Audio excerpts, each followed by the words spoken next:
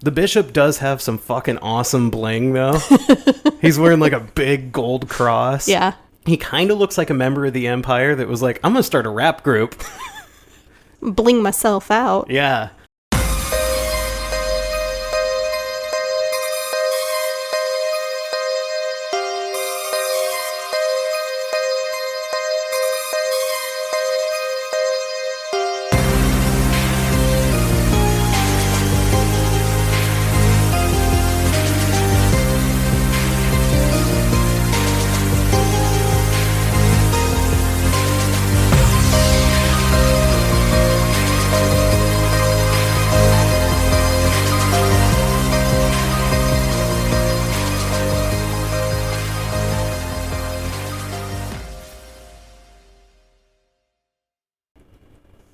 Hello there, and welcome to Franchise Frights Podcast.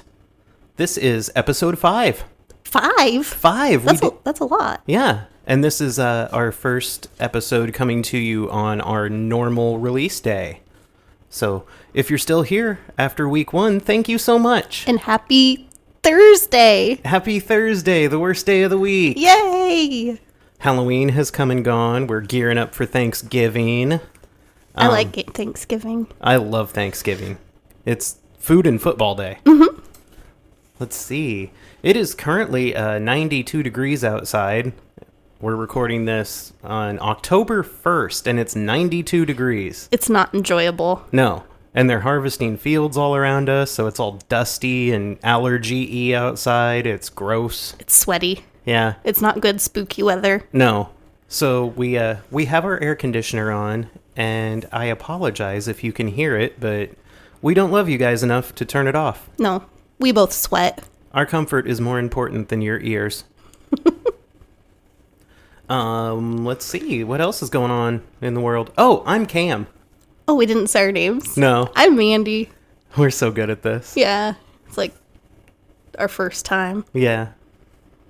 Going back to the last episode you heard, the Nightmare on Elm Street episode, I was just absolutely certain that the passage that the weird guy was reading in class was from Julius Caesar, because it talked about Rome and Julius Caesar.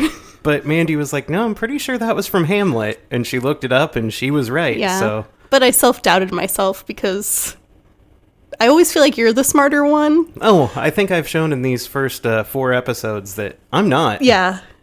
So I'm just going to go with my gut from now on. How are they going to make food for 50 campers in that tiny little kitchen? I'm not bright. No. I think that's all I have on that front. Yeah. Do you have any horror movie news? I do. I already saw it Did because you? I printed your notes. I know, I'm really excited. So there's a new movie that's going to be coming out in November, and it's called It's a Wonderful Knife, starring Joel McHale and Justin Long. That sounds like a winner to me. I'm so excited. That's what was the David Harbour Santa action movie? I cannot remember the name of it for the life of me now. I can't either. But it was really good, and I loved it. Mm-hmm. I like holiday horror comedies. Yes. It's fun. Yes. Like Scrooged. Yeah. Oh, Scrooged is so good. Scrooged is awesome. I have a little horror movie news. Would you like to hear it? I would love it. It'd be funny if you said no, and I was just like, all right, moving on. They've announced the next movie in the Conjuring Universe will be the 4th Conjuring movie, called The Conjuring: Last Rites. Ooh. Due to the writers and actors strike, it's not going to be releasing until 2025. But they are working on a Conjuring Universe television show that's going to be on Max. Oh, So, that'll be interesting. yeah, I don't know what it's going to be about, but it'd be kind of cool if we got some backstory on some things. Because they could go a lot more in-depth in a TV show. Yeah, That's why I like TV shows. that's why you should watch Chucky. You said I had to wait until I watched all of the franchise. I know, but I've been rewatching it, and it's so good. I love it so much. And Devon Sawa was in it. I love Devon Sawa. He plays 2 different characters. Speaking of horror comedies. Yes. Idle Hands. If you have not seen Idle Hands, you are doing yourself a disservice. I don't really have any other horror movie news. So I don't either. You just want to like jump into it? yeah, I think we can jump into talking about what we were going to talk about today, which is The Nun. The Nun. Chronologically, the first movie in the Conjuring Universe. Mm-hmm. And boy, what a ride it is. Yeah. Before we start, let's just discuss our religious backgrounds a little bit. Yes. I think that's a good idea, just to preface where we're coming from. Mm-hmm. So I was raised Catholic. I went to Catholic school until I was in 4th grade. Family's Catholic. Very, very big Catholic family. Yeah. I do not follow those beliefs anymore. Yeah. To say the very least. Yes. So anything I say, I do not mean in a disrespectful way to my family or elders. Yes, and I grew up in a Pentecostal church, a very crazy evangelical church with the speaking in tongues and the singing like 8 songs before the sermon and church. Waving your hands around like crazy people. Yeah, church was like a 2.5 hour experience for just the service. Yeah.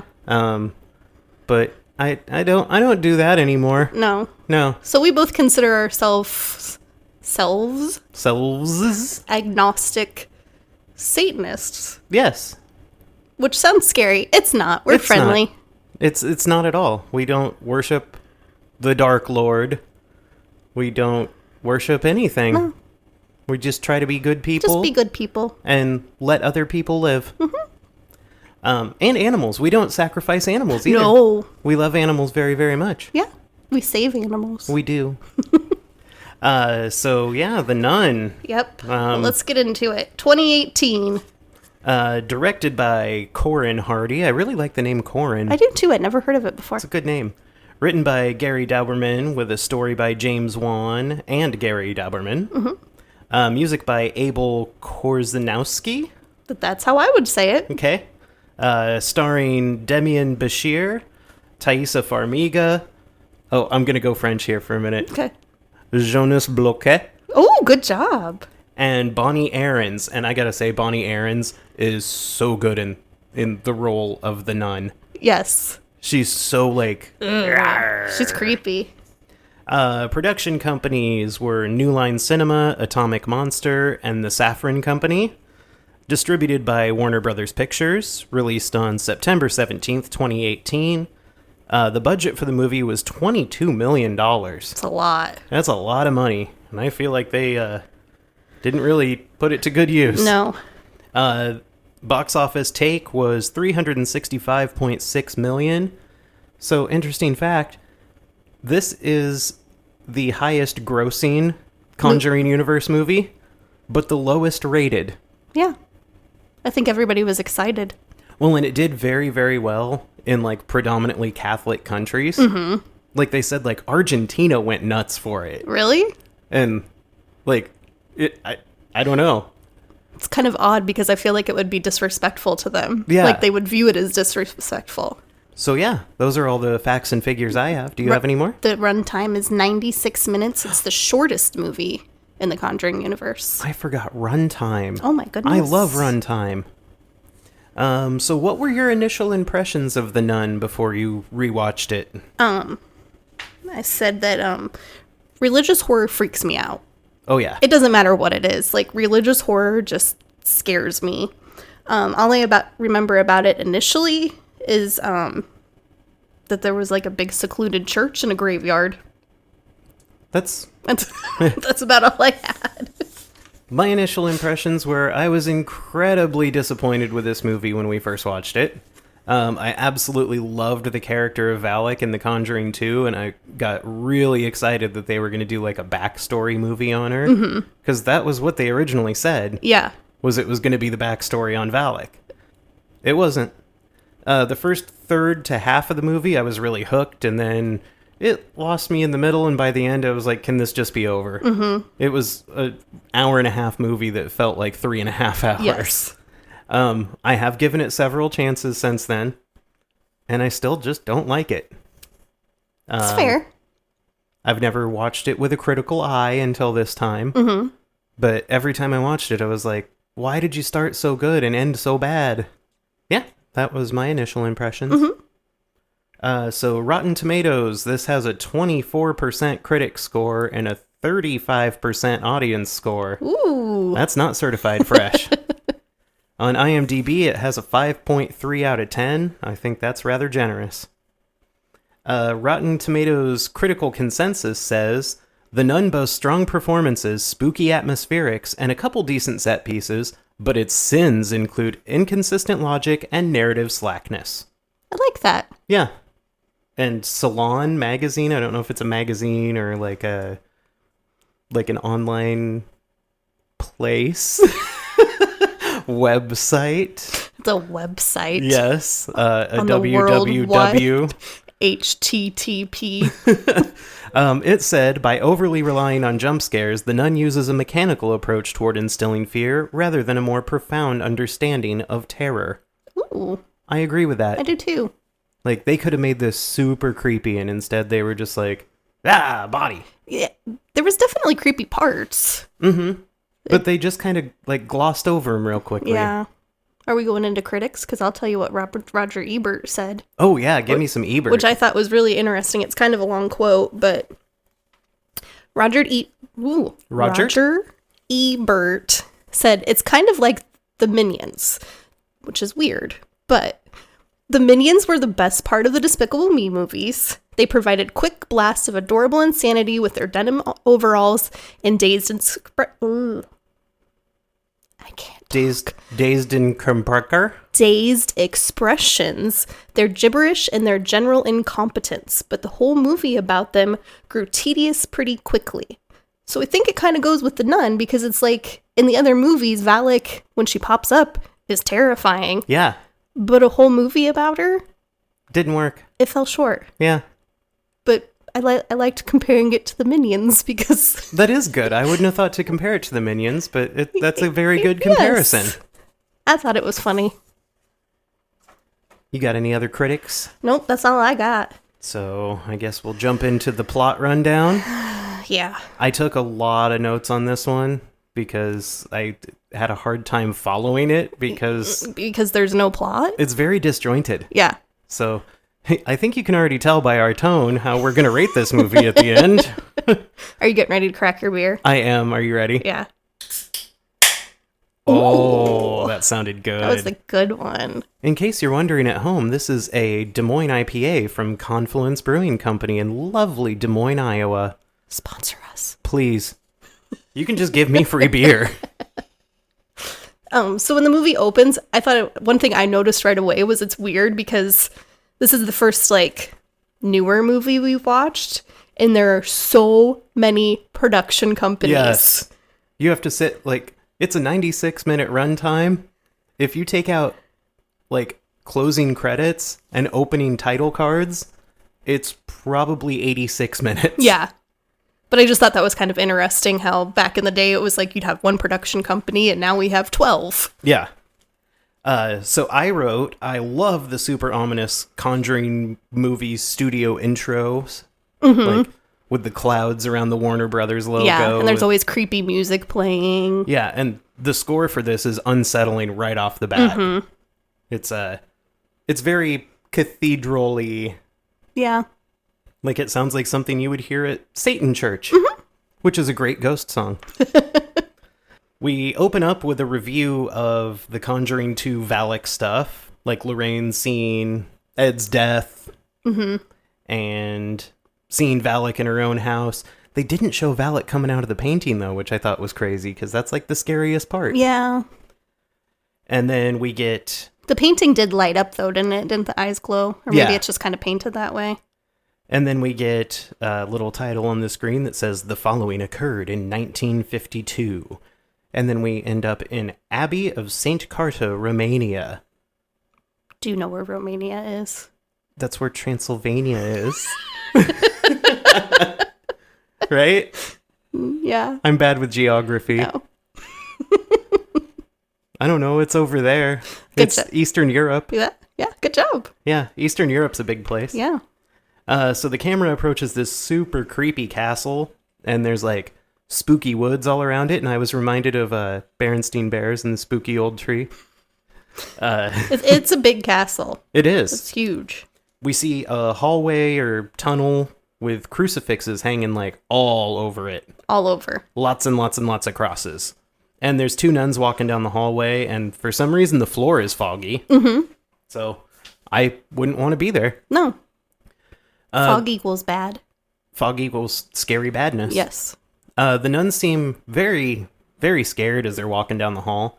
And then we see a sign on a door at the end of the hall that reads, "God ends here," in some sort of foreign language. Latin? I didn't know if it was Latin or Romanian. I assumed it was Latin. I can barely read English.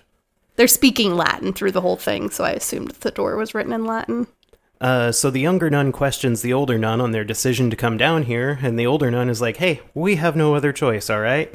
And the older nun has a rad-looking key that looks like it should open the glass house in 13 Ghosts. Ooh. The nun crosses herself and then opens the door.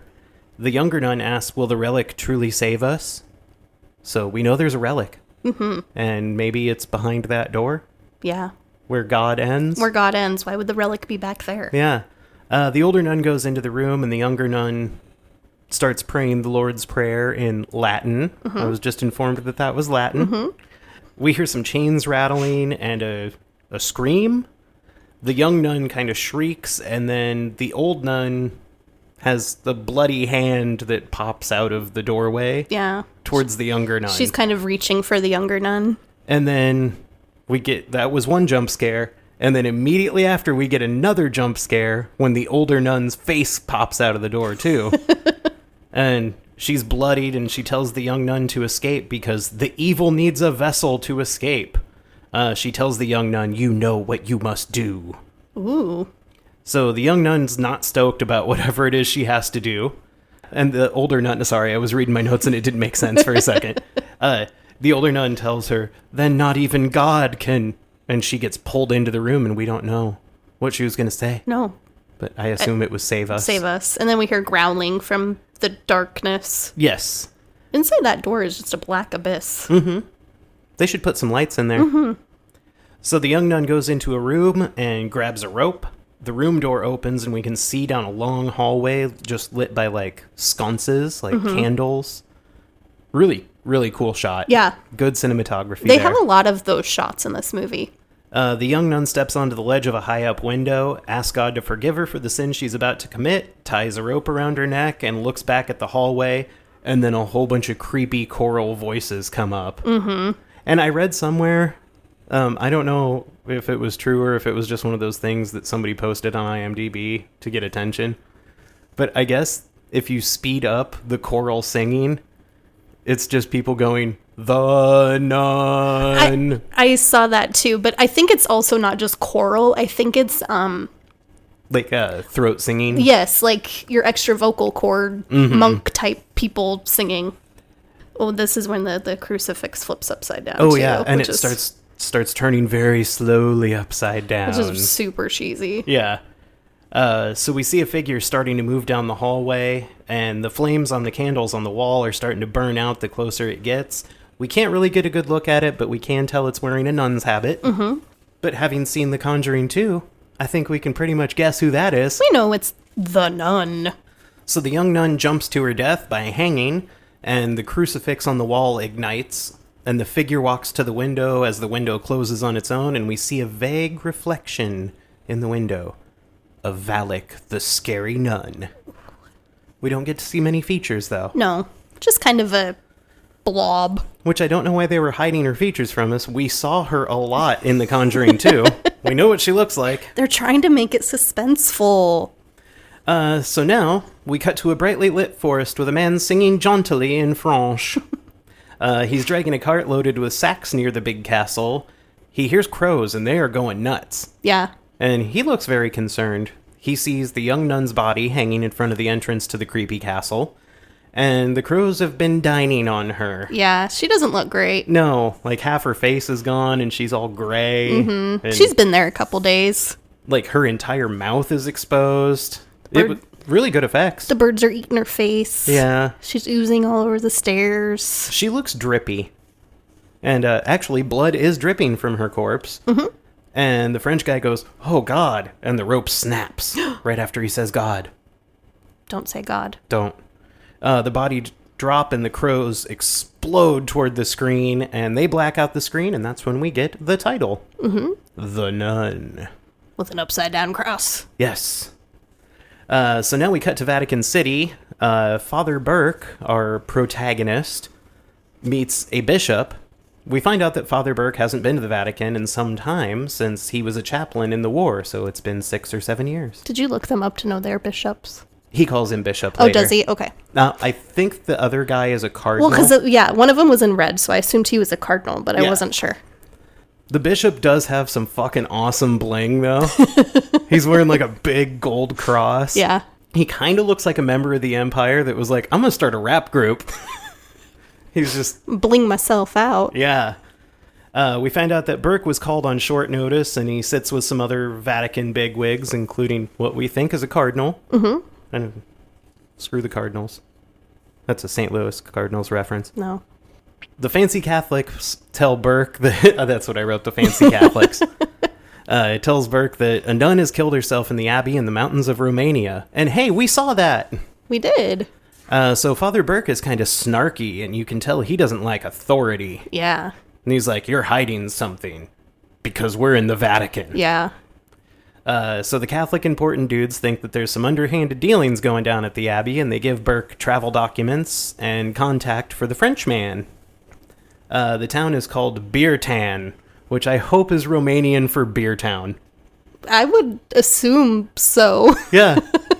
Like, I really hope that they just party down all the time. Yeah. So the Vatican dudes set Burke up with a postulate, one of many Catholic words we're going to get during this. A lot of nonsense Catholic words. I really feel like James Wan and Gary Dauberman were just like, look, we did our research. Let's throw out all the words. We know the things. So now we cut to Thaisa Farmiga, and she's playing with dinosaurs and showing little girls dinosaur stuff in a school. But on the sign outside, it says it's a hospital. So are all these girls sick? Oh, I didn't notice that it said it was a hospital. Maybe it says hostel. I hope it's not a hostel. I don't know, but I'm pretty sure it said hospital. Oh. But it's very obviously a school It's once a school. you get inside. Maybe they refurbished it. Maybe. So the little girl tells... we don't know her name yet. No. Thaisa Farmiga. The young lady. Yes. That Mother Superior, another stupid name, says dinosaurs were never really alive and God put their bones here to test our faith. And vaccines have microchips in them to track you, while the government's run by lizard people who smuggle children in suitcases and stuff. Cargo containers. Cargo containers, yes. I did like her response here, though. Yeah. So she points out that dinosaurs aren't in the Bible, but Thaisa reminds her that penguins and koalas aren't either, and God wants us to ask questions. She says the Bible is God's love letter to us, but it doesn't mean he doesn't want us to ask questions, which is pretty ballsy for what we are going to find out, a nun that hasn't taken her vows yet, but that's her Vespers. Her Vespers. But that's a pretty liberal attitude to have, especially in 1952. Yeah. So we see in the background there's an angry-looking older nun, and she hears the whole dinosaur penguin koala talk, and she's not happy. And to show her displeasure and announce her presence, she clears her throat like a dickhead. That is one of my least favorite things in the world. Really? When, like, a superior will sit there and ahem. Oh, I hate that. So the angry old nun tells Thaisa that someone from the Vatican is here to talk to her, and she needs to wear her habit because this is an official visit. Mm-hmm. You will dress nicely and wash behind your ears. So Father Burke fills in Thaisa, and we still don't know her character's name yet. We don't. In on the mission and why she was chosen, because she knows the territory. Now she's fully dressed out in her whites, because she doesn't get black yet. Not yet. But she doesn't know Romania at all. And she's like, sorry, you came all this way for nothing. I've never been there, so see you later.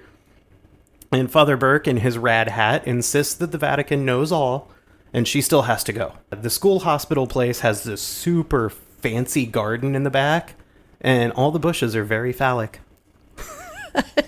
I didn't notice that. Oh, yeah. The bushes all kind of look like penises. Oh. So now we cut to some blood flowing down the front steps of what we assume is the church.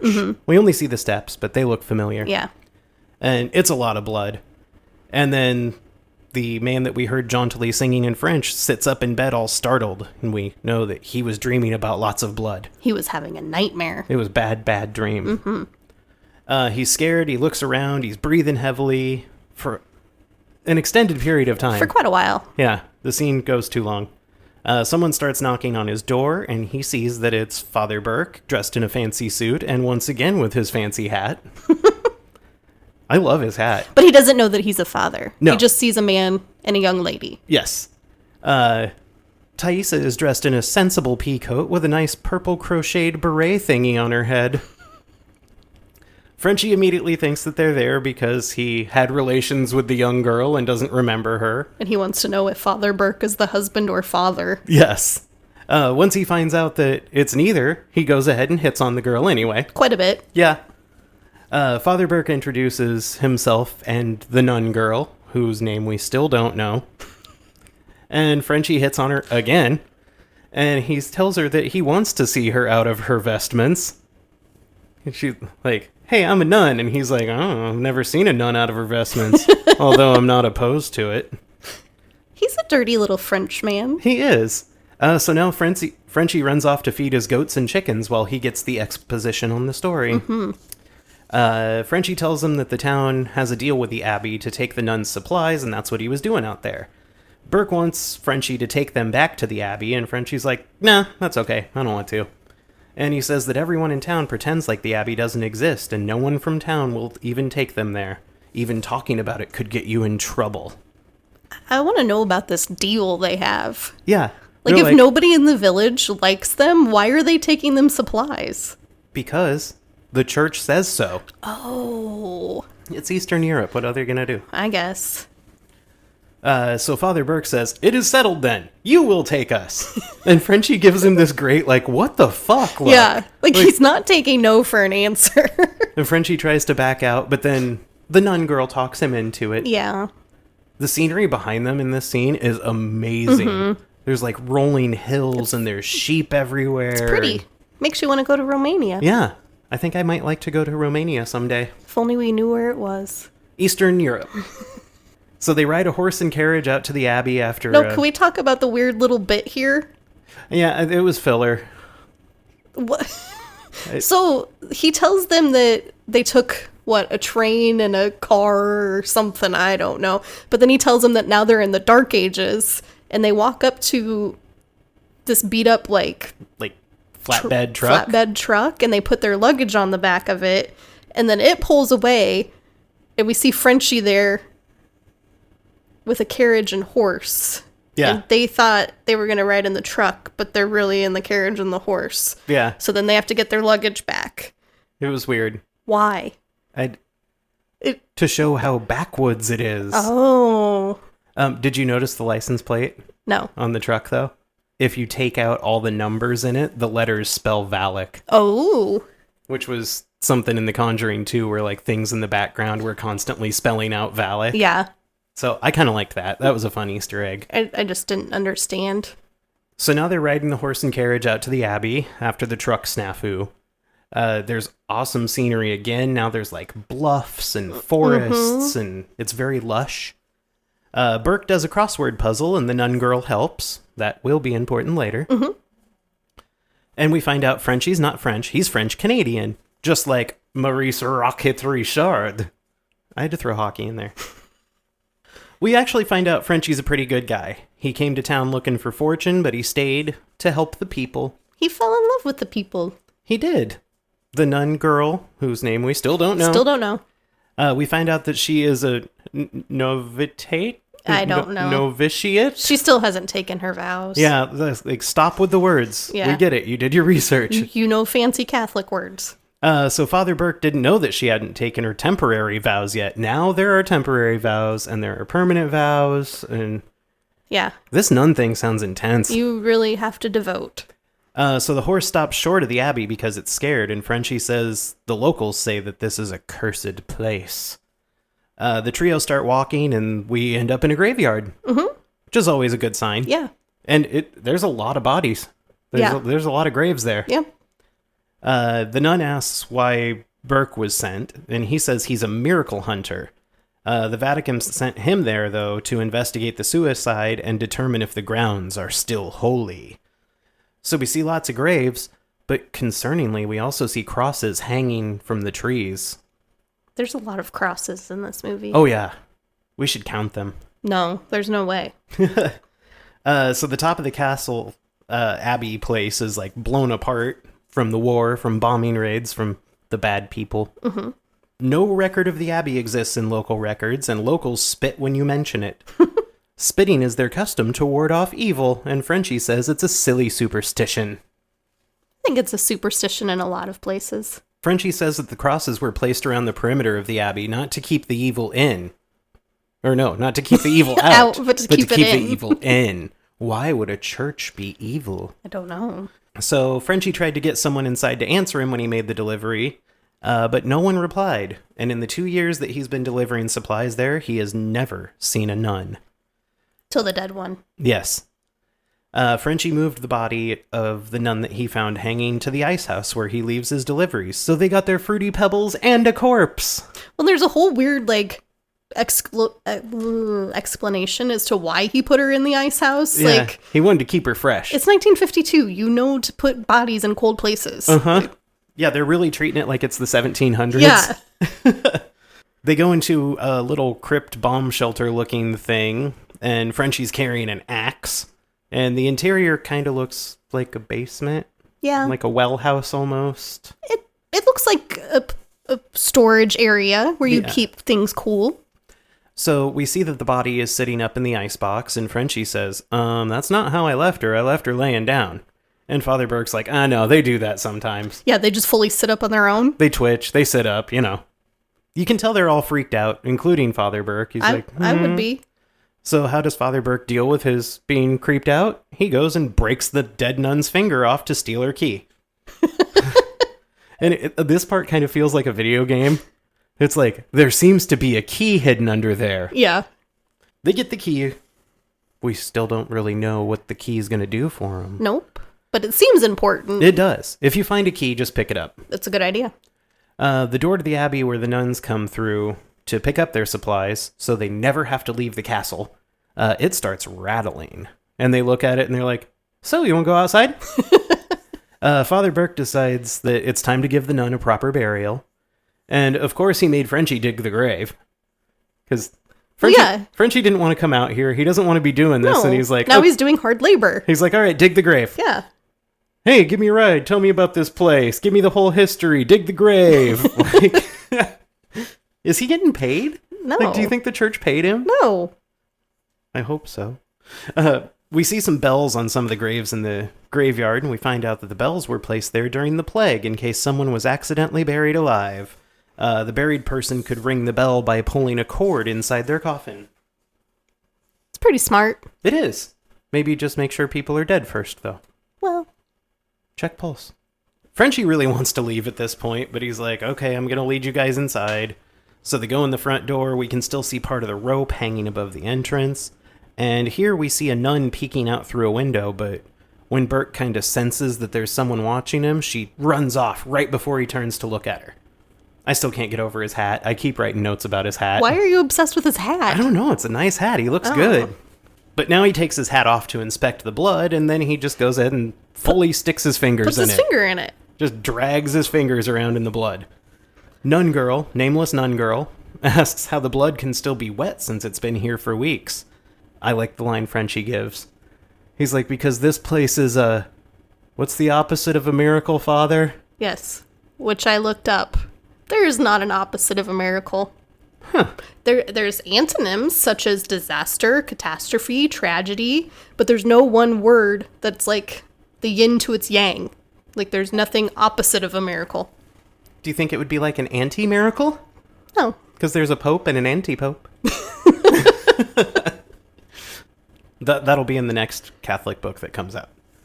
So Father Burke doesn't answer Frenchie. He's like, whatever, let's just go inside. Yeah. They go inside without knocking. No, they just barge in through the front door. Yep. Nun girl crosses herself, and Frenchie waits until they're inside, and he kind of looks around like, I'm going to go ahead and spit on the ground here. Even though he just said it was a silly superstition. But, cover your bases. The interior is very moody, and I kind of felt like the Crypt Keeper should be hanging out in there. Mm-hmm. There's candles everywhere. There's crypts and a big throne with a snake eating its tail. I know, that's so badass. Yes. There's a name for that. It's like an omnibolus or something like that. I don't know. I just liked it. It's like every goth kid's dream to just like walk in there and be like, you can live here if you want to. This is where I live now. There's cobwebs. On the opposite side of the throne, we get kind of an over-the-shoulder shot of the nun girl, and we see that there is a creepy veiled figure sitting on the chair behind her. She's scared. Nun girl's scared. Well, yeah, I would be. The nun girl greets the creeper lady in the chair, and the creeper lady has a very, very off-putting voice. Mm-hmm. And she's like, what do you want? Or like, why are you here? Yeah. And I don't like her voice. I'm sorry. She's old. She is. Now we find out that the nun girl's name is Sister Irene. Irene. Which is a nice name. It is. Father Burke introduces them. We find out that the creepy lady is the Reverend Mother, also known as the Abbess. Mm-hmm. And she knows right away that Irene hasn't taken her vows yet. She can, like, smell it on her. I know. That's weird. Yeah. The mother didn't seem to know that the nun had died. She was like, a nun hanged herself? That's weird, and it's the first I'm hearing about it. But I guess they don't go outside, so... And Frenchie has yet to speak here, but she looks at him and just immediately starts speaking French at him. So she knows things about Irene. She knows things about Frenchie. Mm-hmm. Something's not on the up and up here. And as soon as she starts speaking French at him, Frenchie's like, all right, see you later. I'm going to go. Yeah. I'm out of here. The Reverend Mother says that they should leave with Frenchie as he walks out, but Father Burke explains that they were sent here by Rome to make sure that the cloister, another word, is okay. He wants to talk to the nuns, and the abbess doesn't want him to.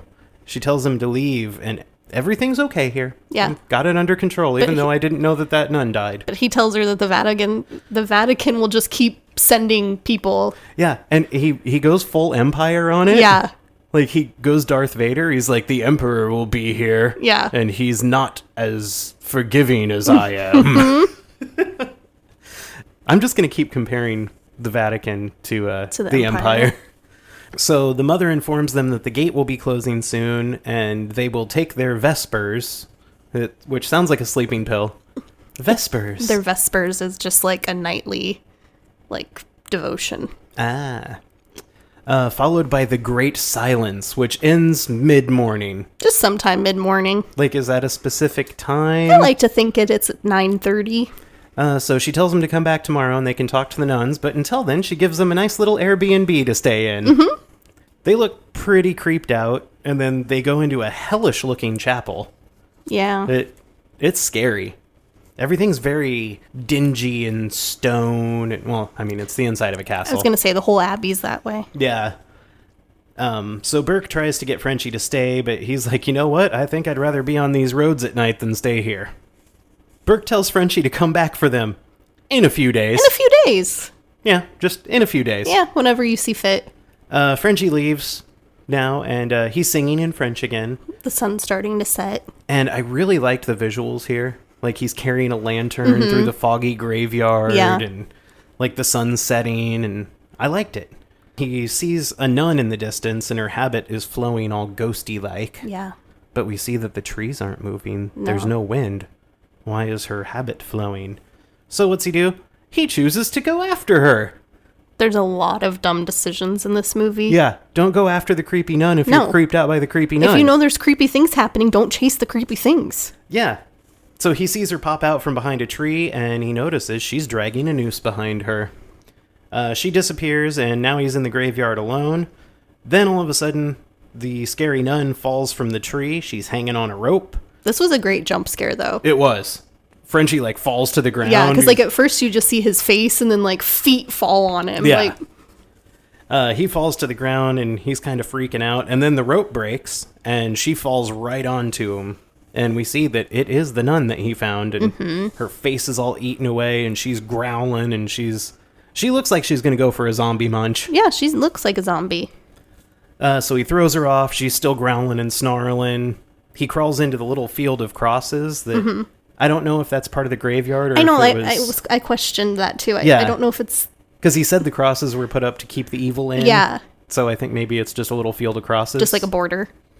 I was confused in this part. Do we see it? Like, we see a shot of a weird potato sack clown. What is that? That's her, because she had the sack over her head in the ice house. Oh, okay. So he sees her again, and she has the potato sack back over her head. Because I was confused. I was like, where did the potato sack clown come from? Yeah. So she kind of disappears, and Frenchie makes a good decision, and he just yanks a cross out of the ground and runs back to his cart. So we cut back to Irene and Burke, and they actually have a nice little apartment set up here. It is very nice. There's like bedrooms on the sides, and there's like a common room in the middle with a nice table. It's cozy. One thing that I thought was weird is there's no electric light in this place, but they had a radio. Okay. We're ready for me to go on a tangent. Okay. Because I was confused by this also, and I was like, obviously we've established there's no electricity in the Abbey because everybody's carrying around candles everywhere. Yes. Everything's lit by candles. How is there a radio? Like, there's no way they had battery-operated radios in 1952. No. Like maybe a little handheld transistor? But they did. So They I did? Googled it. Yeah. And I went on and read for like 10 minutes. But essentially, yeah, most people had a battery-operated radio before they had electricity. Really? Yes. Huh. It doesn't make sense to me. That's But yeah. crazy. I didn't even know that like batteries were mass produced at that time. Yeah, I don't know that it was like a battery you could change out yourself. I mean, I think it was something you had to take to a specialist to do, but like... Or maybe even like a hand crank. Yeah. Like... But yeah, most people had radios before electricity. That's crazy. Huh. Yeah. Good research, babe. I know, because I thought that was like a major flaw. I was like, why is there music coming out of a radio? Yeah. But it's jaunty jazz music. It is. I liked it. So Irene's looking around. She sees pictures of different nuns that have presumably lived in the Abbey over the years. And she actually looks at one picture that we see in Annabelle Creation. Oh.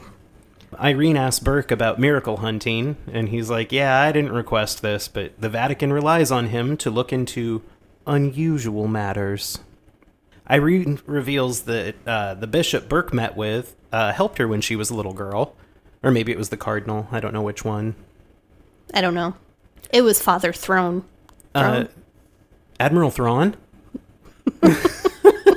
Thrawn? Is that what it was? Father Thrawn, maybe? Throne? Thrawn? I don't know. Admiral Thrawn is a character in Star Wars. Well, it's spelled Throne, so it could be Thrawn. I hope so. She had visions, and her dad thought she was mentally unwell, and the church got word of her visions, and the bishop came to meet with her. She tells Father Burke about her visions. They're never repeated, but they all end with her thinking Mary points the way. So Father Burke reveals that he was stationed in France during the war, and that he was sent to investigate a boy with visions.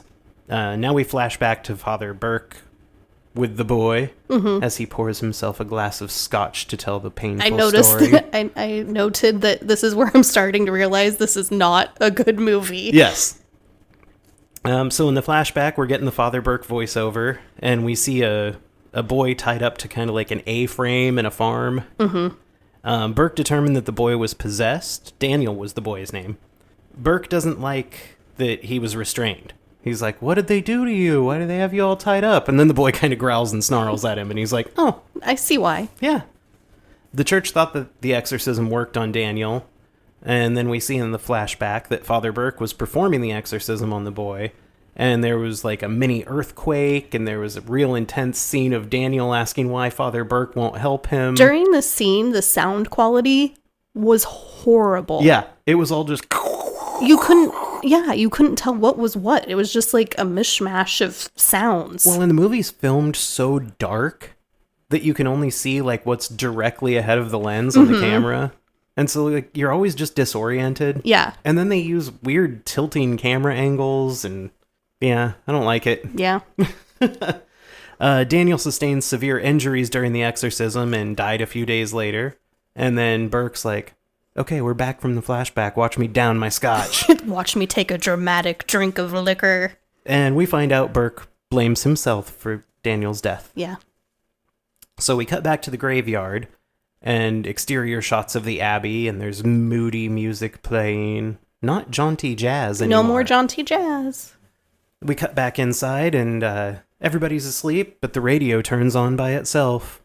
I wrote here, a miracle 2 times since it was running without power in the first place, but you explained to me that, yes, Cam, batteries existed. So the radio wakes up Burke, who was sleeping with his Bible or his Book of Roman Rituals. Yeah. He's doing some studying. He fell asleep doing something. He pulls out a flashlight and goes to investigate. And when he gets into the room with the radio turns itself back off. As soon as he hits it with a flashlight. Yes. And we hear footsteps running out of the room. And he looks in on Irene, and she's still asleep. So he follows the footsteps. Yep. The footsteps lead him through some hanging sheets in what I assume is like their laundry room. I guess. And we can see that it's the legs of a child running away from him. Burke follows the footstep sounds. Wow, I can't talk. We're both struggling today. Follows the footstep sounds to a dead end, and he hears a voice call his name, and he looks outside to see what appears to be the possessed boy, Daniel, running through the courtyard. So Burke follows the boy to the graveyard. Good choice. The boy ducks behind a headstone, and Burke goes around, and he's not there. Nope. So Father Burke continues looking, and he hears Daniel calling him again. And then we look over, and this was a cool shot. Mm-hmm. Daniel is sitting on a grave with, like, big angel wings behind him. Yeah. And Burke goes to him. Daniel gags and pukes up a snake. Yeah, that was pretty gross. Uh-huh. I didn't like that scene. No. And it chases and bites at the father, so he falls into a grave. And there's an open casket in the grave, and we hear a bell start ringing frantically. Now we cut to Irene. She's sleeping, and she's awakened by the sound of a bell wafting through her curtains on the wind. She goes to investigate. Everybody wants to go to investigate. I know. We get some horror tropes. There's wind blowing, branches hitting the windows, the church bells tolling. Spooky shit. Yeah, we're heightening the creep factor. And we see a figure pass by the camera behind Irene as she's investigating. We cut to Father Burke. He is stuck in the coffin and he's screaming for help. So we cut back to Irene, and she hears chanting and goes into a chapel where she sees several hooded figures praying in front of lots of candles. And then a shadow figure, a nun, appears on the crucifix at the front of the chapel. This was kind of creepy. It was. And the shadow's slowly walking along the wall until it's behind her. In a mirror. Yes. So she turns and she looks into the mirror, and the mirror shows the nun figure walking behind her. So she turns, and it's gone. She looks back in that mirror and sees lots of nuns and the evil nun grabbing onto her shoulder. The mirror shatters outward at her face. She doesn't get cut, though. No. It's okay. There's a lot of turning around in this movie. There is. I noticed that I just kept writing, they're turning around. They turn around. They turn around. The crucifix on the altar collapses, and she's like, okay, I'm going to go outside. Mm-hmm. She runs out to the courtyard. We cut back to Father Burke, who is now fully freaking out on the inside of the coffin, and he finds the little bell ringing twine. So he starts ringing the bell like crazy, and Irene's like, oh my gosh, that's Father Burke, I know it. How does she know? I don't know. She just immediately starts yelling Father. Yeah. How the fuck did she know? Well, she has visions. Oh, okay. So she follows the sound of the graveyard, and all the bells are ringing now. How is she going to know which one it is? I don't know. It's super foot foggy here, because foot fog is a thing. Irene closes her eyes, seemingly to figure out where Father Burke is. She's using her weird witch power. Yes. And she just knows which grave to go to, and she digs it up, and Father Burke is in there with she digs up the grave that Father Burke is in with the shovel that Frenchie left. Yeah, there just happens to be a shovel there. That was nice. Yes. Inside the coffin, Father Burke lights his lighter to see, as his flashlight has now gone dead. Mm-hmm. It sounds like someone is in the coffin with him. He looks around and no one is there. But suddenly hands come up from under his head, and Irene saves him just before the bad stuff happens. So Irene asks how he got in there, and he cheesily replies, "There is a powerful evil presence in this place." Mm-hmm. And he said it really sounded like a line that you would hear in Scooby-Doo. Yeah. I put here that I probably would have just let you die. You know, honestly, if I woke up and I heard the bell ringing from the graveyard, I wouldn't have gone to investigate. I would have just rolled over and put my hand over my ear. Do you know how much work it takes to dig up a whole ass grave? Yes. A lot. A lot. And then she's wearing a white nightgown, and she's perfectly clean. Well, yeah. She used her magic powers. Okay. Father Burke looks into the empty casket that he was in, and he sees relics that were buried in the coffin. And he decides that whatever is in one of the books can help them. Okay, we saw inside the coffin when he was in there. Yeah. There was nothing in there with him. But then the hands came up, so maybe the hands brought him presents. Oh, okay. The next morning, Irene and Father Burke discover there's more blood on the steps in front of the abbey. And how is that possible? And he just says, it's another mystery. This is a fun game they're playing. Yeah. They're at a murder mystery dinner right now. Yeah, bad lines. So they try to find the abbess, and the spooky gate gets raised for them to come in. So, you know what? This place has been super creepy. Let's split up. Mm-hmm. Irene goes to talk to the nuns, and Father Burke is going to go read some books in the creepy crypt room. He gives her the key that they found on the hanging corpse. Yep. And here, this will help you on your journey. Yes. So Irene walks through the moody, rainy courtyard, and we see someone in the window, and again, they quickly run away. Oh no, I've been spotted! Mm-hmm. Run away! So she follows after them and comes into a large chapel. Not the little creepy one we were in the night before, but this is a big one. This is it's nicer. It's a proper chapel. Mm-hmm.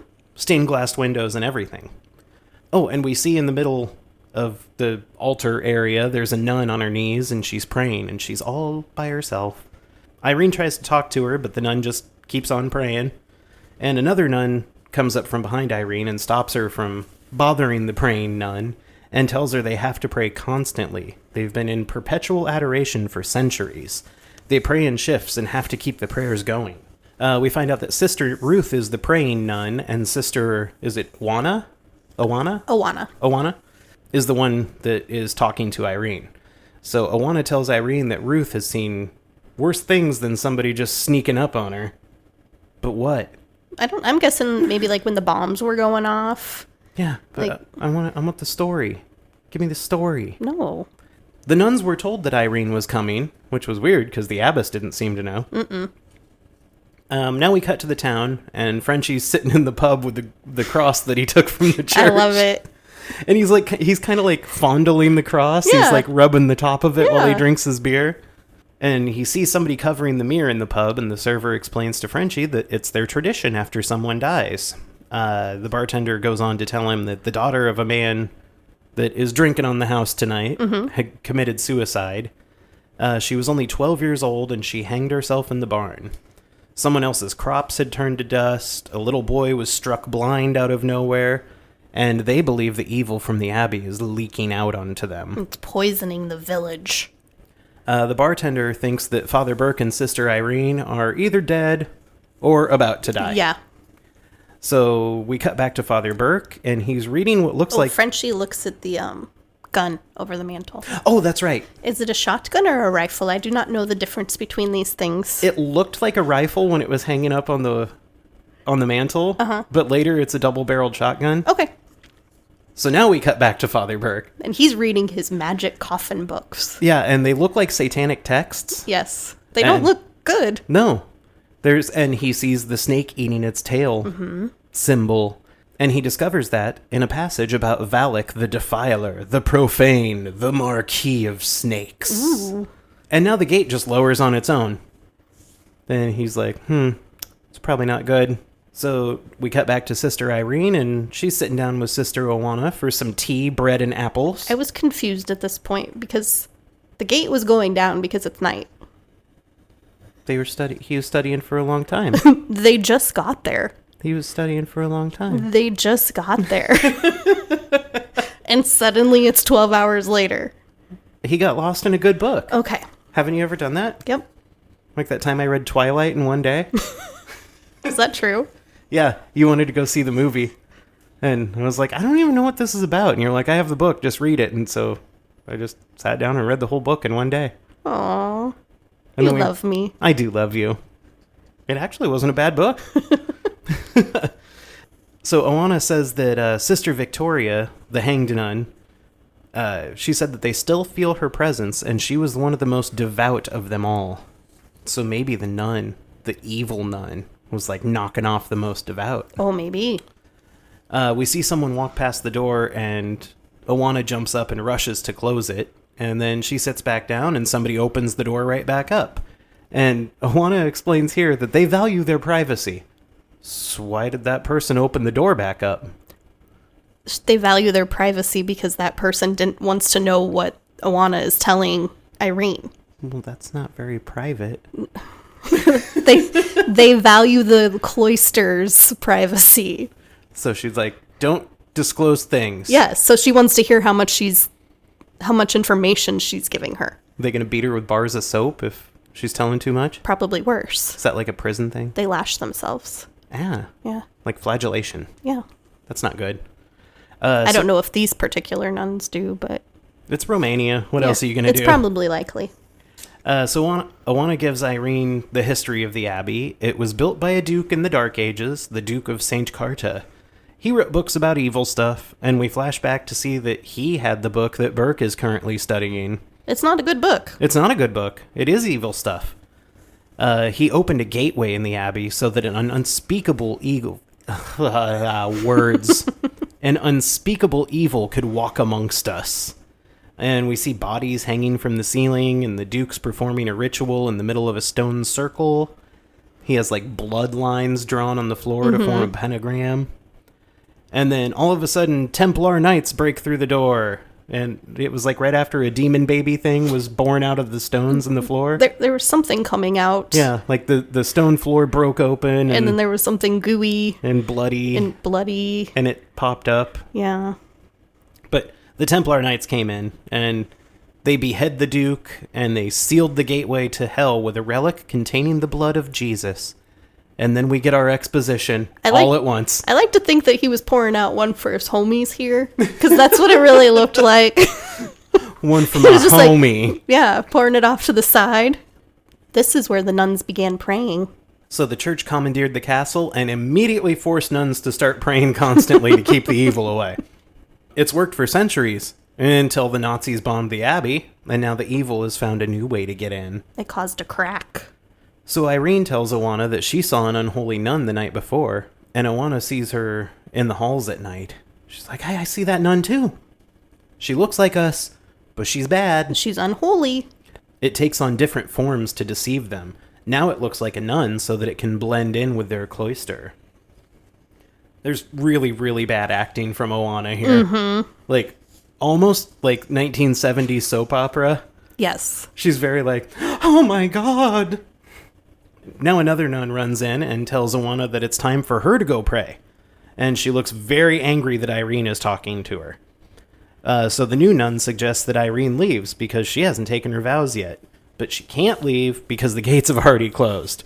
So do you guys know how doors work? I know. So the sister that came in, it's like, you know what time it is. Yeah. You obviously probably heard the gates close because it's not like there's a lot of ambient noise in the abbey. You should get out of here. Oh yeah, you can't. You can't. You're locked in. But do they not know how doors work? Like, doors can be reopened. Like, I'm sure there's some sort of mechanism that closes the doors. Oh, I didn't think about that. Like, I'm sure it's just like a big wheel. Nope. They're locked in for the night. So she shows Owana the key that Victoria had on her. But Owana's like, I don't know what that key's for. And Owana locks Irene in a bedroom and then runs off to pray. No, they put her in the dead nun's room. Oh, it was... Yes, it is. They put her in the dead nun's room. Yeah, because they put her in Victoria's room. You see the rope. Like coiled around the bed. Yes. Yes. I forgot to write that in my notes. That's okay. But yeah, then she hears her lock her in the room. Yeah, and then she like runs down the hall. She's like, do, do, do, do, do.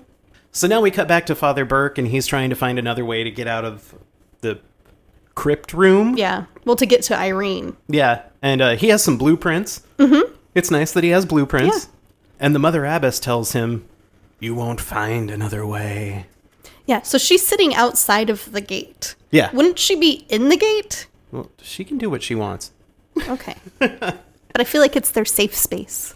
He tells the abbess that something's wrong with this place, and he asks about the key, and the abbess tells him it's too late. Sister Irene is lost. She doesn't answer his question.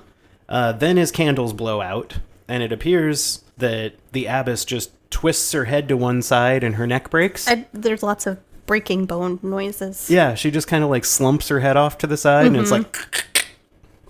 So Burke checks out the abbess, and he discovers that she's all dead and rotten. She's a mummy. Yeah, and then she just disappears. And now we get a thunderstorm, and there's an intense score playing, and Irene has a vision of herself walking into a water-filled pit. She hears Burke's voice, she hears Mary points the way repeated over and over a bunch of times, and then she sees herself bathed in blood, which was, I don't know why. I don't know why either. But we find out later. And then she sees Valak, and it's like the first time we get a really good look at Valak, and Bonnie Aarons is super creepy. Yeah. And then she wakes up from her dream vision. Vision. And she's wearing shoes in bed. I did not notice that. Oh. I was more creeped out by the fact that there was somebody in her room. Well, I was creeped out by the fact that she's wearing boots in her bed. Second movie in a row where somebody's wearing shoes in bed. I can't take it. Yeah, don't do that. She hears a voice praying in Latin in her room, and she sees a nun just like sitting on the floor, rocking back and forth. Yeah. And she's like, hey, who's that? And the nun twitches, and we can hear her bones crunching and cracking as she twitches. So Irene gets out of bed to go investigate. Just throw something at her. Roll over. The nun's hand shakes and looks all gray and dead, and the rosary that she's holding collapses, and the beads roll all across the floor. Then the praying nun disappears and appears right behind Irene.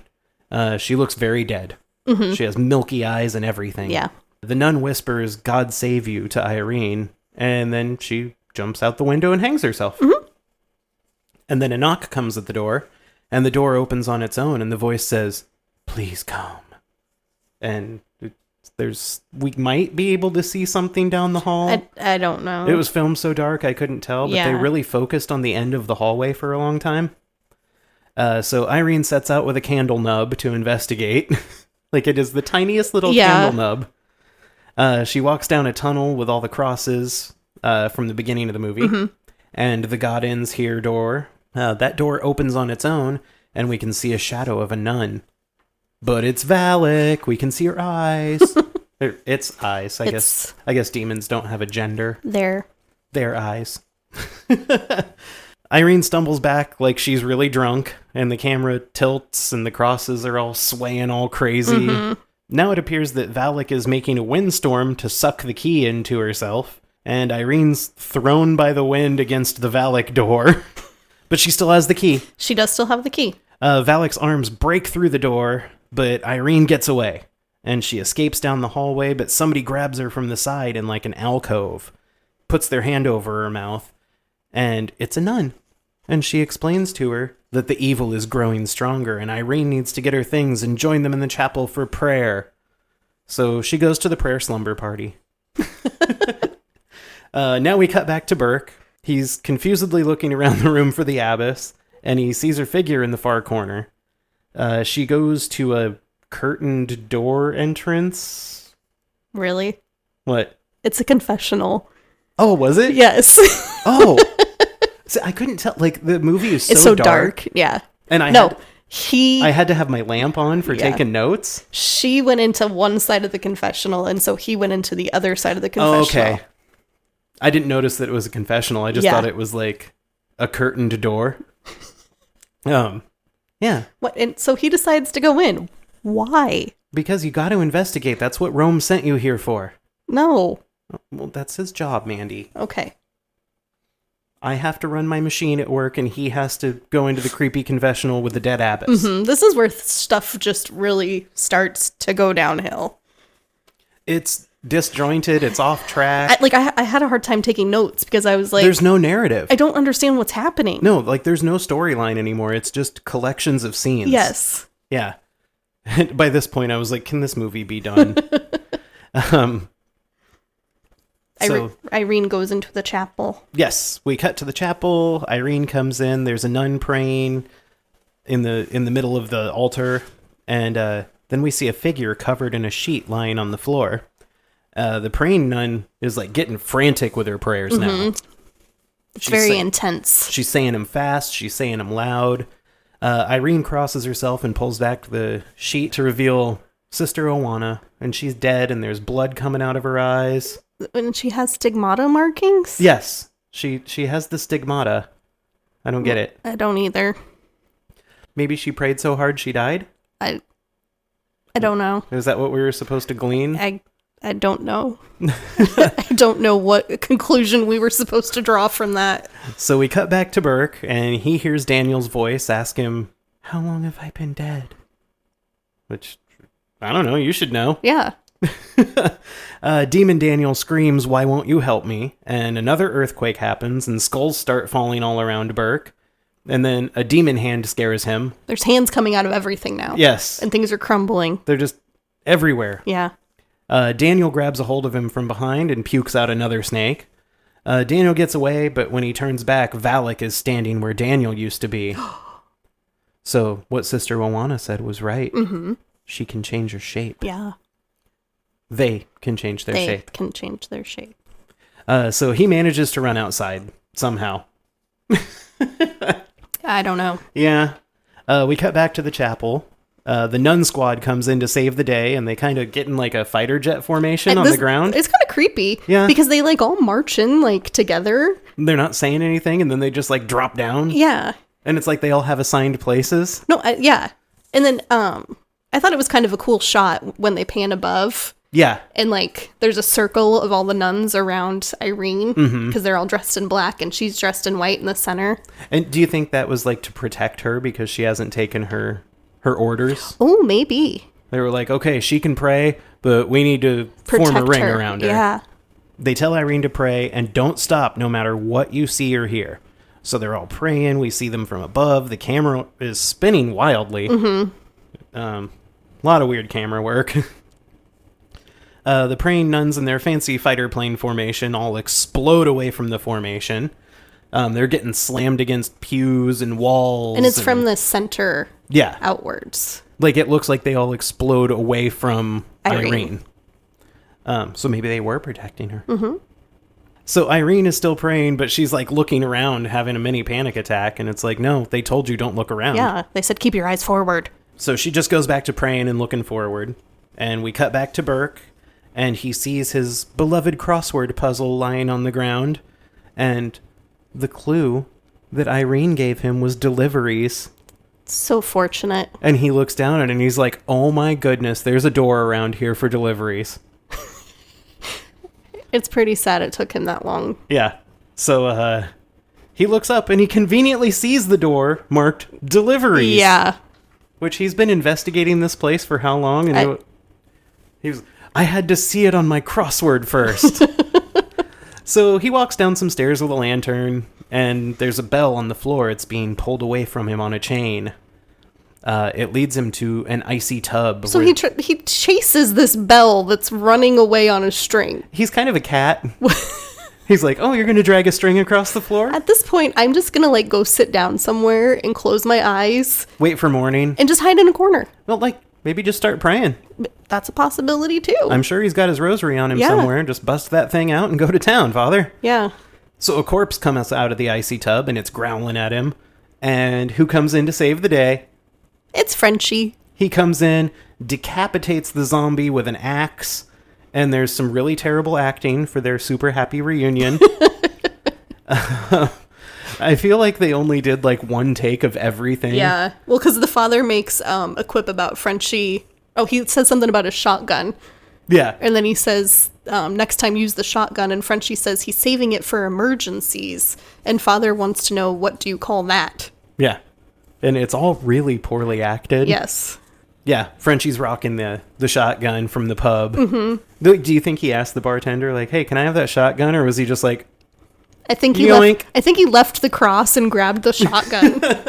you have this. I'll take this one. This is my collateral. So now he's like the French-Canadian Rambo. We cut back to Irene praying, and there's another nun kind of coming to after she got slammed against something, and she's crawling across the floor to come back to start her praying back up. And Irene's dress, dress. It splits open, but hey, she's being a trooper now. She just keeps praying. Just praying. We can see that she's getting slashed by an unseen force here, but she just keeps praying. Another nun pops back up, and Burke is now pounding on the door, and he's yelling for Sister Irene. And we zoom in on Irene's back, and we can see that the slashes have formed a pentagram, but like with no circle. Mm-hmm. Just kind of an upside down. Just a star. Yeah, it kind of looks like a emo kid scarification. Like, yeah, it's badass, it's a star. So she gets up, she walks to the door, and she just stops praying. Yeah. She just does exactly what she was not supposed to do. And she's like, don't worry, nuns. Father Burke's going to help us. Yeah.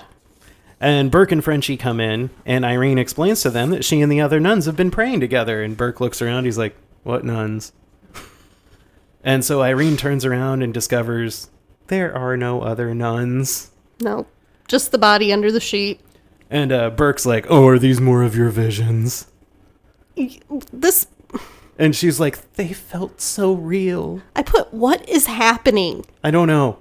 The entire movie just stepped into a shit puddle. Well, you just ruined the entire movie with one word. Yeah. He said visions. They felt so real. What? The trio goes to investigate the body under the sheet.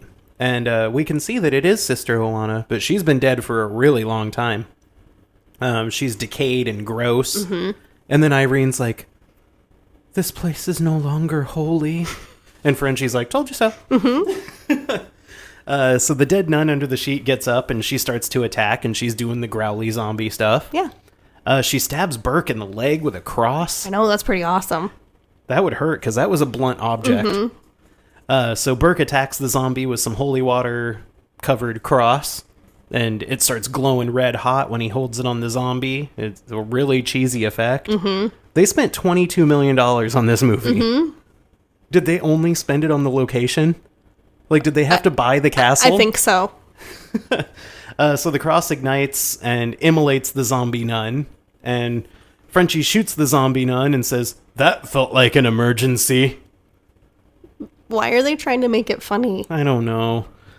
Frenchie says they're too late and the evil is free. And Irene disagrees. She's like, So she says that in order for the demon to enter our world, it has to possess a human soul. So it's a good thing we had these 2 lines of dialogue explaining what was going to happen from now on. Yeah. Sister Victoria didn't kill herself. She sacrificed herself to prevent Valak from being free. I mean, that's kind of nice. Mm-hmm. Because then she probably ended up in heaven. I hope so. Me too. Frenchie wants to leave, but Irene's like, no, we need to seal the gateway, because otherwise Valak's just going to be walking around doing whatever they want. Mm-hmm. Irene decides they can't do it without the relic. She needs the blood of Christ. So she thinks they can find the Valak chamber, but she needs to take her vows real quick. There's lots of talk about tunnels and catacombs, and at this point I'm lost. Yeah. I don't know where we're at. I think the writers were lost. But she decides to take her vows. Yep.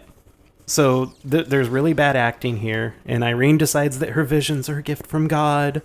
So Bert goes through the swearing in process of Irene.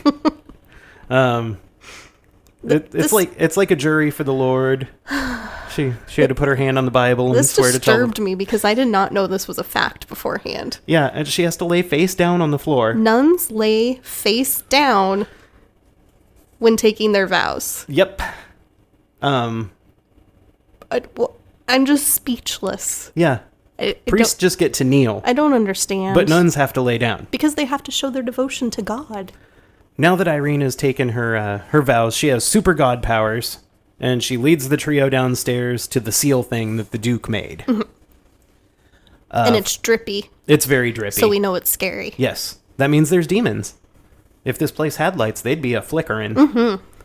So Father Burke discovers that the statues in the demon seal room serve a purpose, and once a day it will tell you where the relic is. And it just happens to be Right now. when they're there. So they find a keyhole inside some cracks in the wall, and their fancy key opens it, and Burke takes out the relic. Okay, so Irene did all the work. Uh-huh.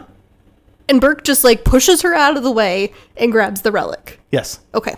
Well, he's the priest here. Okay. He's the man, Mandy. That's what I was getting at. You can't have a woman grab the holy relic. No. So here Frenchie says, "Holy shit." And Burke says, "The holiest." Yeah. Because we're trying to make it funny now? And Burke is like, "You know what? I'm going to give you this relic Yeah. because only a true bride of Christ can wear the relic." You just led us here and opened it, but here I will ceremoniously put it around your neck. I kind of feel like it was hers, Yeah. like finders keepers. Exactly. So now we see Frenchie, and he has a torch just like Indiana Jones. This isn't a time for prayer, it's a time for action. Yeah. It's a line It's a line. that gets said. But, you know, I really wish more people felt that way. Like, maybe the world would be a little better place.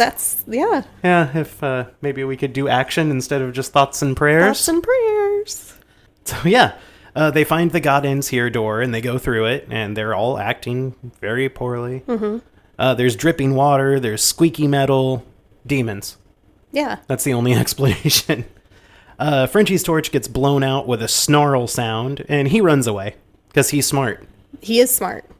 And we see Irene now, and we hear footsteps running, and a nun appears behind her, and it follows her down the hallway, and it's whispering to her. She turns around, and she sees the nun figure, and now another nun figure attacks her from the side. Oh my goodness. And it pins her against the wall, and there's more bad camera work, and the camera shakes right in Irene's face. And the two ghost nuns decide to go for a walk together? Yeah. I don't know. It's painful. So we cut to Burke, and he's looking for Irene, and everything is filmed too dark. We can't see anything that's happening. Eileen lights a new candle and goes down some steps. And as she's going down, another candle flame appears behind her. She turns to look, and it's a black candle on the floor. Then another candle ignites, and they ignite all around her, revealing that she is. 4 more candles light. She is standing in a pentagram. So she starts screaming, because why not? Yeah. The door slams shut, and we can kind of see dead nuns everywhere. Then she turns around, and then there's a whole bunch of scarecrow face nuns. Because they all have potato sacks on their heads. Yes, because that's what you do when somebody dies in Romania. You put a potato sack on their head. Frenchie's trying to get to Irene. Burke sees spectral nuns, and their necks are all cracking as they raise their heads. Yeah, that's creepy. Yeah. That was... His hallway's filled with, like, nuns all dressed in black, and then their faces are blacked out, and... They start advancing towards them, so he prays and leaks some lantern oil onto the floor, and he drops his lantern, and he sets them all on fire. So you can set ghosts on fire? Well, I don't know. Are these zombies? I think it was a holy fire cross, and then that's why they couldn't get through it. That makes sense. Because he, like, blessed the fire. He's like... And then instead of holy water, he had holy fire. He had holy fire cross. So Frenchie bursts through the door, and he falls down a bunch of steps clumsily. And he sees the dead nuns in their white home uniforms. And they're like, "Hey, Frenchie, help us." No, Irene says, "Help me." Yeah, but he saw other nuns, too. Like, there were other people in the room. Yeah. But Irene says, "Frenchie, help me." Oh, I thought it was ghosts. No, Irene says it. At this point, I was really checked out. And all the other nuns have, like, hoods over their heads. Yeah, and now some of them are bloody. Yeah. Frenchie's breathing heavily, and we get an overhead shot. The nuns are forming the pentagram. Oh. the dead nuns kind of scatter around, and we see the white-dressed nun, who we can't see her face yet, but she's levitating above the pentagram pit, and she's like leaned forward. It's kind of a cool shot. Yeah. It's like the opposite of most levitation scenes, because everybody's always leaned back. Yeah. I liked that they were leaned forward. So Frenchie starts praying in French, and he thinks the levitating nun might be Irene. So he goes up and he removes her hood, and it looks like a grayish purple Irene. And suddenly she raises her head, and she goes all Valak. Like, she has Valak's eyes and stuff, but it's very clearly Irene. So she's possessed. Yep. Valak has her vessel. This is not good. No. She raises her head up really fast, and she screams at him, and the scream shoots him across the room against a stone pillar. And then Demon Irene straightens up and tells Frenchie that he failed, just like he failed everyone else in his life. And she's starting to approach him. She puts the gun under his chin, and she says, "Tomorrow a village will be missing its idiot. You should have kept running when you had the chance." Oh, and then she calls him a Frenchman. Oh. The Frenchman comment feels derogatory. Yeah, a little. Yeah. So while this is going on, Frenchie kind of sneaks his hand around, and he finds the relic and drips a little Jesus blood into his hand. And he says, "I'm French Canadian." And then he drags his hand down her face, covered in the Jesus blood. Yeah. And all of a sudden, Irene's no longer possessed, but Valak explodes out of her back in CGI smoke. So Frenchie pushes Irene out of the way and instructs her to run. And there's a funny shot of Irene flailing to the floor. Yeah. I don't know why. Do you think they used a stunt person for that, or was that Thaisa Farmiga? Stunt. So now Valak is picking Frenchie up by his throat, and Valak's screaming, and, screams make Irene go flying, because Valak screams real hard. Yeah. She crashes into the water pit. Because there's a water pit now. Yeah. Well, there was a water pit in her vision. We have to have a water pit. Okay. So Valak snarls at Frenchie with the bloody pentagram of candles behind her, which was actually a cool shot. We think Frenchie might be dead when Valak drops him to the floor. He looks dead. Yeah, and she was choking him for a long time. And Irene goes swimming in the pit for a second, and then Burke finally comes in. But a zombie drops onto his back from above and puts a snake around his neck. And the snake bites his eye. Yes. Ugh. Yep. He fights off the snake, but it comes back for revenge and bites him right on the eyeball. Yeah. So Irene swims out of the water pit, and she has blood on her face, just like in her vision. So Valak comes up out of the water with the scary score and the choral singing. And This was scary. Yeah. And then she's like floating on the water. They're floating on the water. But yeah, I really liked this scene. And Burke's looking over at it, and he's scared. He doesn't like what he's seeing here. I don't think I would enjoy it either. And he kind of starts backing away. And then Valak, full-on two-hand chokes Irene and starts dunking her under the water. Valak's done messing around. Yeah. Give me the relic. Yes. I'm getting out of here. I'm going to kill you and get the relic. So Burke tries to pray and hold a cross at Valak, but she scream throws him against a wall. And he's knocked out. Yeah. Yeah, I think he's out of the fight now. Because he thought he was going to pray her away. Yeah. Because that's how things work. Thoughts and prayers. Irene is fumbling with the relic underwater, and it looks like she might be drowning to death. Yeah. She's kind of flailing, and then her hand raises the relic, and Valak looks at it and grabs it, and we're like, uh-oh. It's like she's trying to give it away. Quit choking me. Here, have this. You can have it if you want. But then you see her almost take her last breath. Yeah, and we really think Irene died here. So Valak picks up Irene in a one-handed chokehold and hoists her up over her head.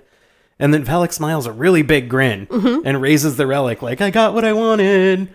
But the blood cross in the middle is gone. There's no Jesus blood. There's no Jesus blood in there. And there's a break in the glass. Oh, no. She didn't get what she wanted. So she looks at Irene. And we find out where the blood from the cross went. It's in her mouth. And she has Jesus blood all up in her mouth. So she spits the Jesus blood all over Valak, and who was looking really grumpy. Yeah. She was holding up the orb thing, and she's like, "Where's my Jesus blood? You menacing kids." So Irene raises her head, spits the Jesus blood at Valak. When the blood hits the pool of water that they're standing in, it kind of explodes into the water. Yeah. It's like the whole water turns into the Jesus blood. I think so. I think it's like, if you like... It holifies it? Yes. That's kind of what I thought. So Valak grunts and grumbles and raises her clawed hands above her head very dramatically. She turns into the Wicked Witch of the West. Yes. And the water starts boiling and vortexing, and Valak tears her face apart for some reason. Was she just trying to get the Jesus blood off of her? I don't know. Because she's just like ripping her face apart. Probably. I'd want to get it off too. Yeah. So the score's going nuts now. Like all the choral singing, the dramatic orchestrals. I really, really like the score for this movie. The score is awesome for this movie. Like, I would just listen to it on Halloween. Like, when we're waiting for the trick-or-treaters to come, just put it on. And... No, it's too spooky. So Irene sinks under the water, and she's looking very unconscious. But Frenchie fishes her out of the water, and the camera bobs up and down in the water for a really long time. Yeah. He gives her mouth to mouth, and Irene spits up water and comes back to life. And they back away from each other quickly, like, whoa! Ooh, our mouths touched. So Father Burke comes to, and, he wasn't part of the final battle. He was completely useless this whole time. Yeah. But, I mean, he did unlock the thing. No, he didn't even unlock it. He took it out. Well, yeah. But a man has to take it out. Yeah. So Frenchie called mouth to mouth the kiss of life. He feels awkward about putting his mouth on Irene. I think so. I think he kind of felt like he violated her. Mm-hmm. And she asks his real name, and he says, it's Maurice. And she thanks Maurice. For saving her life. The portal gateway thing is closed, and it's magically cemented back over. The camera pulls back down the hallway that becomes Burke's snake-damaged eye. And Irene's dressing his eye in what is now a bright and cheery abbey. Mm-hmm. The walls are like kind of a sandstone instead of a dark gray. Sun shining. Mm-hmm. It doesn't look dingy anymore. It's very earth-toned. It still looks like shit. Yeah. It's like nicer shit. But it looks lighter. Mm-hmm. So they bury the nuns, and Irene is no longer in her habit. She's wearing a nice skirt and blouse combo. Mm-hmm. Frenchie says, I thought this ground wasn't holy anymore. And then Irene says, it is now. It's unneeded dialogue. Yeah. Frenchie reveals that he's going to leave Romania to go grow tomatoes like his dad, the tomato farmer. And as they're driving in the horse and buggy, we see that he has an upside-down cross scar on the back of his neck. Uh-oh. They leave the castle behind. Then we cut to the scene from the original Conjuring, but with some new edits in it. Oh. I don't know it well enough to know. Yeah. They replaced Frenchie from this movie into the scene of the old Frenchie. Oh. And there's a couple of different lines in it, too. Yeah. Ed says a couple of different things. So Ed explains the Frenchie possession case, and we see Valak spit a snake into Frenchie's mouth. There's a lot of spitting into mouths. There's a lot of snakes coming out of mouths. Yeah. Then we see Frenchie getting exorcised. And then it's credit time. Mm-hmm. With faceless nuns and pictures of the castle. Yeah. And thank God it's over. Thanks, Satan. God didn't save us from this movie. No. So. No. At least he gave us the credits. Yeah. I actually had to do something I haven't done yet on this show. I had to go to the internet to look up a body count. Okay. I just put no. I just put that it's too much. Who's actually dead? Who's not? Like, I looked up on 3 different websites that keep track of body counts for horror movies. And all of them said 22. So there was Mother Abbess. Okay. We don't know how she died. Are we just like all the nuns? Yeah, you'll hear them. Sister Victoria was suicide by hanging. Mm-hmm. Daniel the possessed boy, accident. Injuries. Yeah. There was a skeleton guy. We don't know. It was in the flashback.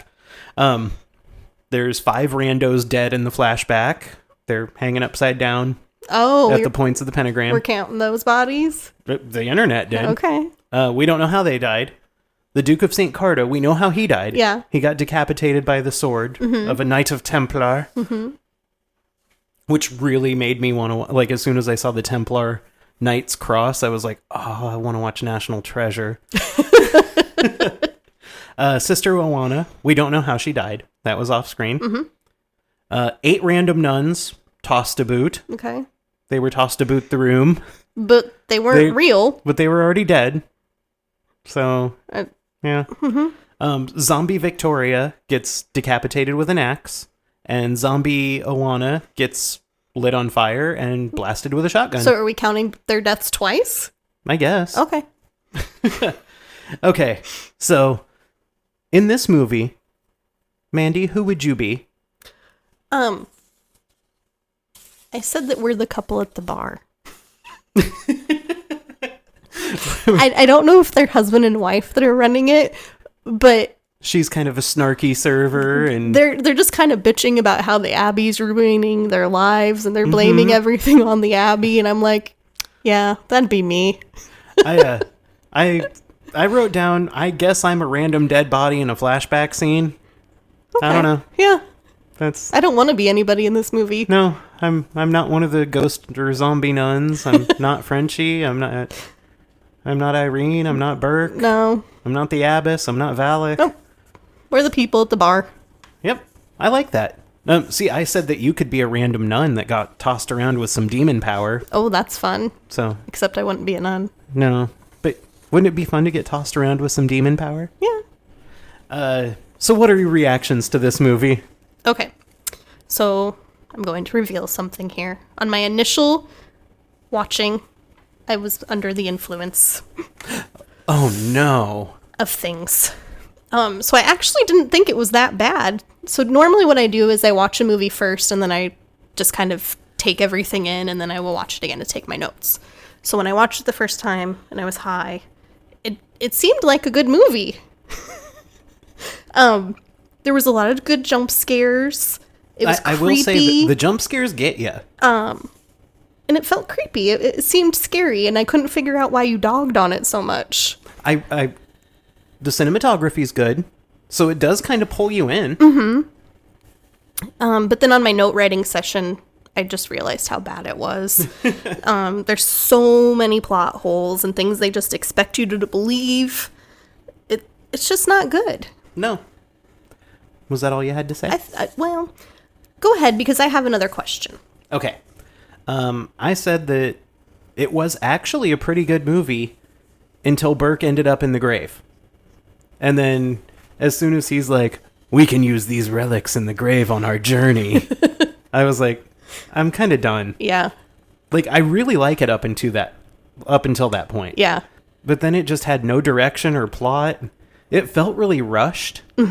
It felt like they were just like, okay, get to the end. Yeah. I think at the end it was just kind of an excuse to cash in on the Valak character, which they did. They made their money. Everybody was really creeped out by Valak in Conjuring 2, and they were like, quick, make a movie, and they quickly made a movie. My complaints with it was so dark I could barely see what was happening a lot of the time. Yeah. It did have some really great cinematography, but then it also had all the weird camera angles and camera moves. And shakiness. And then there was the really bad story, and the script wasn't great in a lot of parts. And then there was a lot of really questionable acting throughout. The whole thing. And like I said earlier, like I felt like they just did one take of everything. Yeah. And they were like, good, we got it in the can. Let's go. Good enough. Let's move on. Yeah. I don't know. I just didn't like it. What was your question? My question is, okay, so are the nuns good?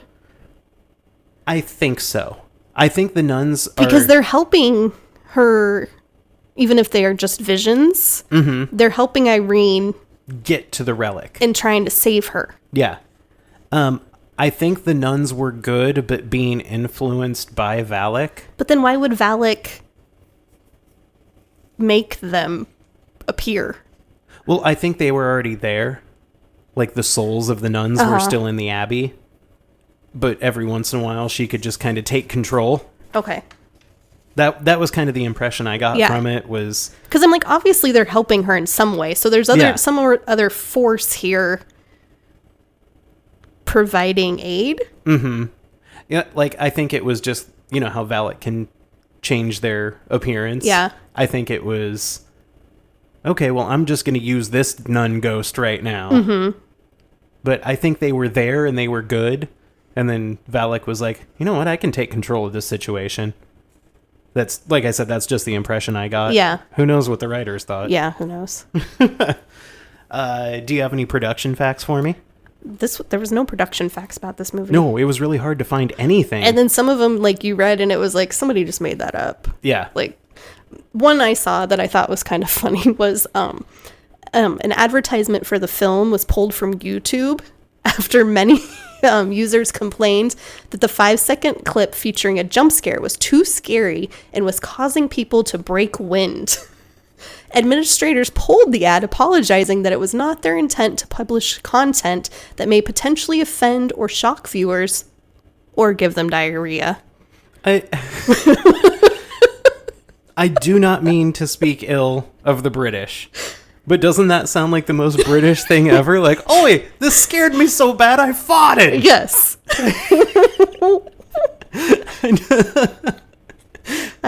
Yeah. That's fun. I thought it was funny. I don't Yeah. know that it's true, but Let's see. It was filmed in Bucharest, Romania. Parts were also filmed in Transylvania. isn't it Budapest? No, it's Bucharest. Bucharest? There's Budapest, Hungary, Oh, okay. but there's Bucharest, Romania. Gotcha. I know that Hungary and Romania are close to one another. They are. I'm really bad at geography. Mm-hmm. Even U.S. geography. Mm-hmm. I've got the Midwest down, though. This was actually the second script for the movie. What? Yep. Oh, Can you imagine what the first one was like? maybe it was better. I hope it was. They filmed it in 38 days, and then they underwent extensive reshoots. Oh. So they managed to make this bad of a movie with 2 scripts and extensive reshoots. I mentioned it earlier, but I just want to toss it out again. This is the highest grossing movie in the Conjuring universe, and it is the lowest rated. Mm-hmm. And in my mind, it is the worst. Yeah. But, oh well, people liked it enough to go see it in the theater. Goofs, I didn't notice any. I put the entire movie. Well, I wrote, I didn't notice any except for the casting and the script. Okay. Yeah. I thought that Thaisa Farmiga was like the only person in the movie who could act sometimes. Sometimes. Bonnie Aarons, she nailed it. She also doesn't really have to talk, so. No, she just looks creepy. Yeah, she does look creepy. So, final thoughts and ratings? I gave it a 3 out of 10. I did too. It started off okay. It was definitely a creepy vibe throughout. It had some good jump scares. Valak's scary. But everything else sucks. The acting, the plot, it all needed help. Yeah, it needed a lot of help. Lots of help.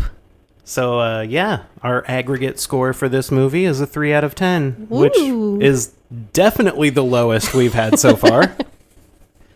In closing, Mandy, would you like to read the socials, or would you like me to? Sure, you can follow us on Facebook at facebook.com/franchisefrightspod, on Instagram at franchisefrightspod, on Twitter /X at ffrightspod, on Snapchat at ffrightspod.